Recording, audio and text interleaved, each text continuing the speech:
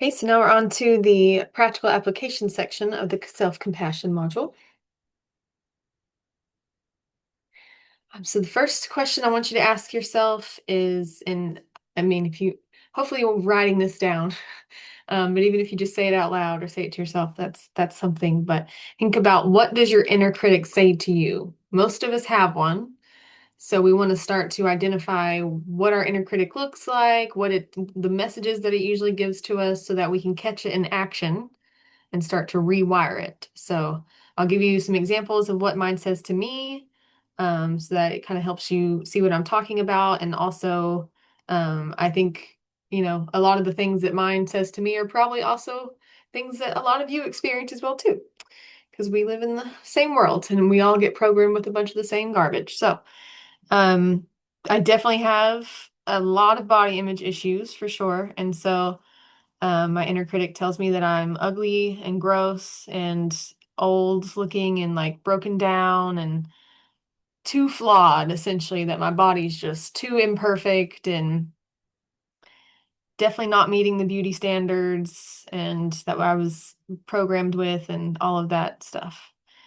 It also tells me that I'm not actually very smart. I'm not, or definitely not smart enough, and I'm an imposter. It's better than it used to be, but I, in general, have struggled a lot with imposter syndrome. And a lot of that too comes from, and this will resonate with a lot of my neurodivergent folk. But I have ADHD, and which obviously comes with a lot of executive functioning issues, and because sometimes I struggle with like my memory, like focusing, things like that, that means that, since my brain doesn't always work in the most optimized way in which I want it to work, that it means that my brain's just broken and I'm, not smart enough and all that stuff, which is not true, but that's neurodivergent people often get programmed from an early age that there's something wrong with us, and that we can't actually be intelligent since we have some neurological issues. So, um, also, my inner critic tells me that people are always annoyed by me and they don't actually like me, even if they kind of pretend to be nice to me on the surface, that really they don't really like me that much and they're just being, polite, and they don't really care about me that much and they're just gonna use me and then, ditch me or whatever. Um, and it also tells me that it's impossible for me to actually heal myself and achieve my goals. And so what's the point of it trying, right? Just be complacent about everything. Those are the main categories of things that it likes to scream at me. So please pause and think about that for yourself. What does your inner critic say to you? Maybe some of that resonated with you. Maybe there's other things that yours says to you that's different, but really think through what that is so you can start to notice that voice a little bit more so we can catch it in action and rewire it. So, number two, what would your self-compassion like to tell you instead? Or your inner being, your higher self, your inner cheerleader, whatever term works for you. Not everybody likes the term inner cheerleader, and that's fine. Just your compassionate voice within you, the opposite of the inner critic. What would it like to tell you instead? So, for my examples, mine would say, my body is very strong and it's been through enough, so much. It's been through a lot and it's still, I'm still walking, still mostly functionable, like it's amazing that it survived what it survived.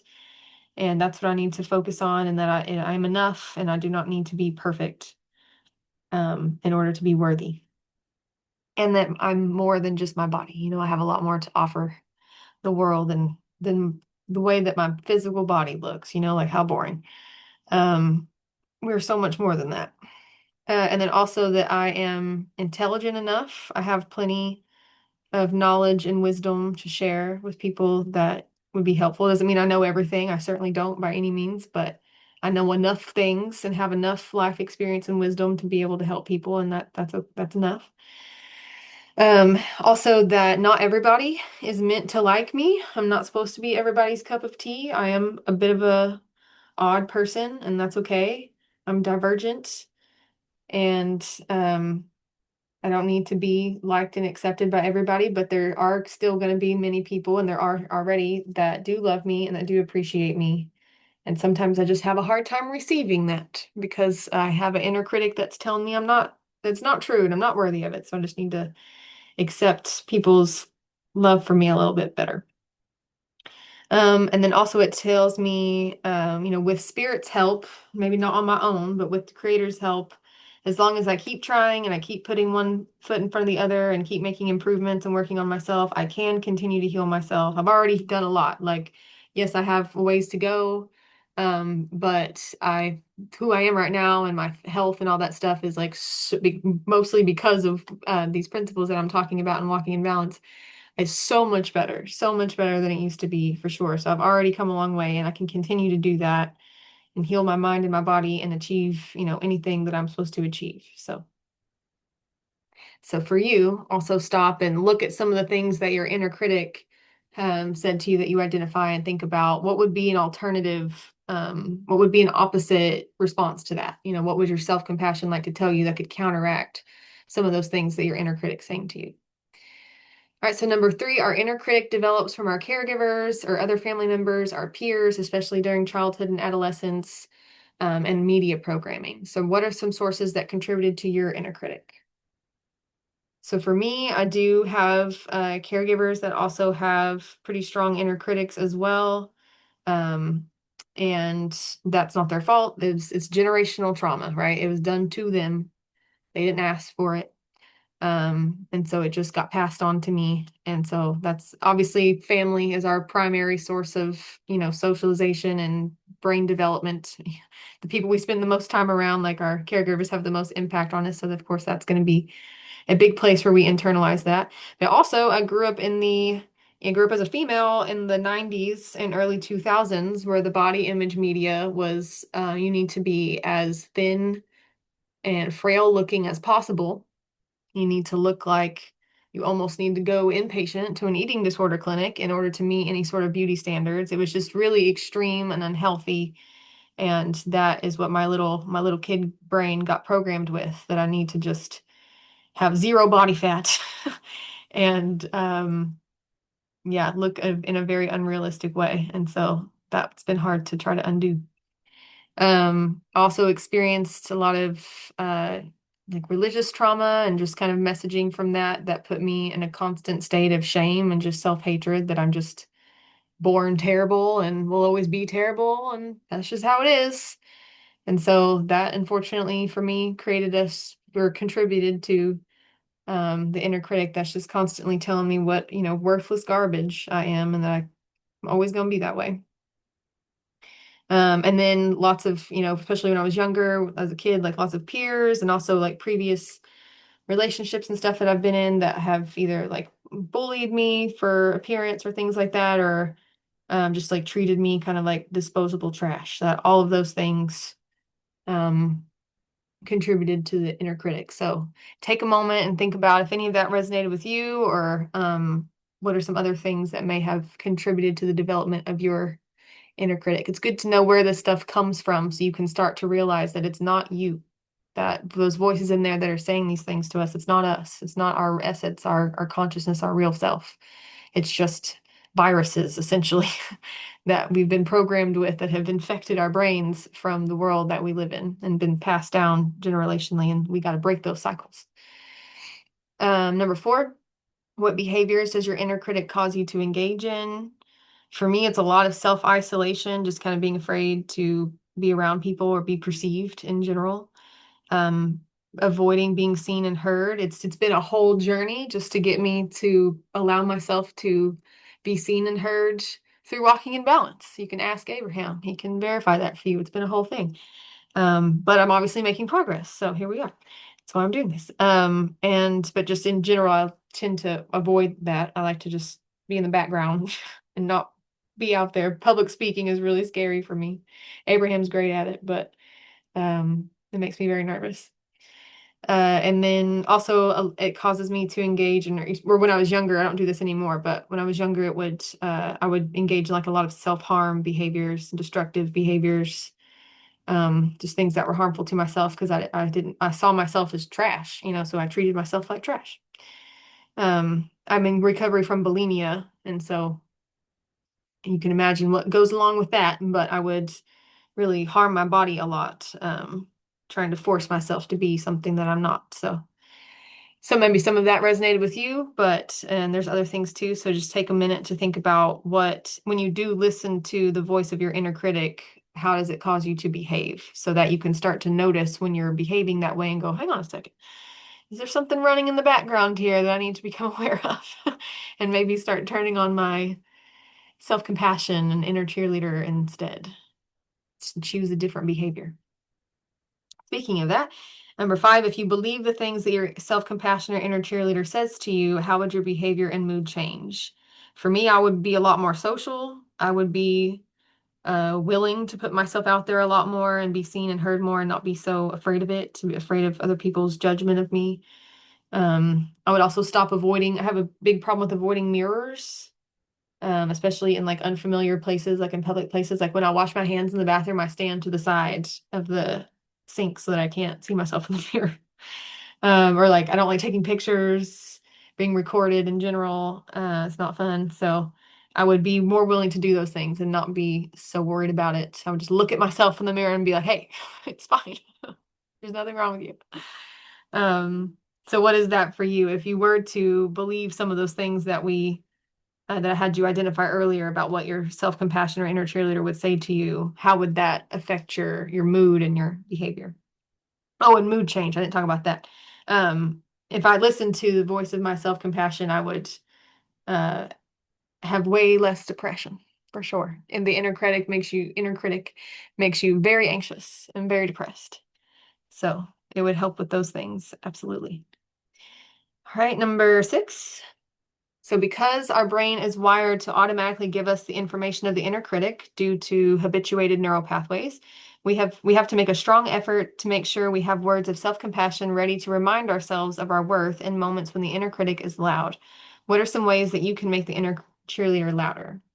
For me, I use sticky notes, or actually more than that, I really use I get dry erase markers and I write on my mirrors and my windows and like just messages that I need to say to myself. I also do journaling. So in the morning, I journal like at gratitude lists and affirmations and intentions for the day. And so when I do my affirmations, I say positive things to myself. Um, and then like at the end of the day, I usually do like a talk about what went well. So I will write, things that I accomplished that day, or ways in which I'm proud of myself, to try to rewire that neural pathway of the criticism. And then also listening to like positive or empowering music. I'll try to listen to some music that makes me feel more confident and okay with being weird and all of that. So take a moment to think about what you could do to make, because it is hard. Like rewiring the brain requires a lot of repetition. You have to, because the our brains have the repetitive loops of the inner critic going on, automation, autopilot all the time. And so we have to work really hard to disrupt that and start to put those repetitive thoughts of, what we want to think instead. And so the more that you can see it in your external reality, like written on things or on the background of your phone, maybe, or writing it down in your journaling, like the more you do that, the more that you are literally rewiring your brain. So think of some ways in which you can do that. Okay, and then number 7. So it's often helpful to externalize the inner critic so that you can recognize it as something separate from your true self and be able to observe and talk back to it. How can you picture and name your inner critic so that it loses its credibility and you see it for who and what formed it? So for me, I'm a big Harry Potter fan, as I mentioned, I think in the introduction, really obsessed. And so I like to see it as Voldemort. And for those of you who have seen Harry Potter, um, there's a scene in the last movie where Voldemort kind of like projects his voice into everybody's heads, and it like kind of hurts their ears. They've got their hands over their ears, and he's like whispering things to them. And so when the inner critic is loud, I kind of picture it as that like there's this, really evil force that is like whispering awful things to me and trying to get me to believe them and trying to hold me back and trying to, sabotage me. And I have to become aware of that and say, no, I'm not gonna let you do this to me anymore. So you can think of like a villain, something that you resonate with, and picture it that way, or you also can picture it sometimes. if you know for sure that a lot of it came from like an abusive caregiver or something like that, you can picture them saying it to you so that you start to realize it's them saying it and not you. Just whatever works for you, but kind of think about how you can visualize that inner critic so that when it starts talking to you, you can realize that you can start to separate yourself from it, realize that it's not you, it's something that's talking to you, and you don't have to listen to it. You can actually talk back to it and resist what it's trying to do to you with practice. All right, number 8, what are your strengths and how can you remind yourself of them when your mind is focused on your weaknesses or your areas for growth?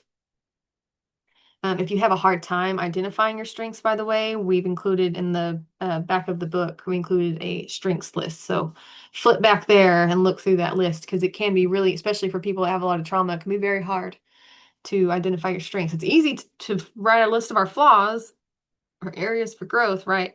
But it's harder sometimes to think about our strengths. So for me, I'm very kind and loving, big heart, very generous to people. I'm very passionate. I have a servant's heart. I love doing what I can do to help this planet and the humans and animals on it. I'm intelligent and hardworking, and I am very brave. So for you, sit down and maybe in your workbook or whatever it's good to write this down, at least say it out loud, but um, think through try to do at least 4. There's 4 lines there. You can do more than 4, but if you want, but just at least 4 things, 4 strengths that you have. And those are some things that you can start to use as your affirmations. So you can write those strengths down on your mirror or a sticky note or something like that. So you can remind yourself to tell yourself those things. Okay, and then number 9, we want to make a list of what went well for you each day when you journal to be able to have more appreciation for your efforts and feel accomplished and appreciative. I highly encourage journaling. It's a very wonderful tool. So like I said, at the beginning of the day, I try to do my intentions for the day, my gratitude list, and my affirmations. At the end of the day, I do what went well. So just kind of recapping the good things that happened that day. That will start to rewire your brain for sure. Number 10 is practicing daily forgive, not forgetfulness. Forgiveness for yourself and others. Remember that we are all flawed and make mistakes, and holding on to anger and resentment only serves to keep pain alive. And then number 11, we want to practice self-acceptance by allowing yourself to be a flawed human and resist comparing yourself to others and appreciate your uniqueness instead.